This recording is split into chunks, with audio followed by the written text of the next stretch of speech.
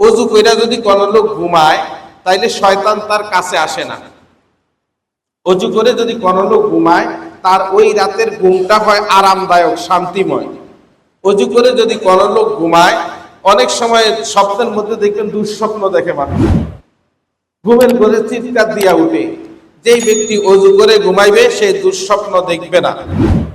অজু করে ঘুমাইলে আল্লাহ পাকের কাছে ক্ষমা পাওয়ার আশা করা যায়। অজু করে যদি কোনো লোক ঘুমায়, এই লোকটা যদি ঘুমের ঘরে মৃত্যু হয় তাহলে তার ঈমানি মৃত্যু হয়।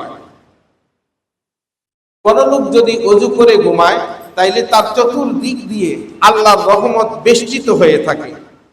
অজু করে যদি কোনো লোক ঘুমায় তাইলে তার হৃদয় এবং মনটা পরিষ্কার হয়, তার দেহ মনটা সুস্থ থাকে এবং নামাজ ও ইবাদতে তার মন বসে।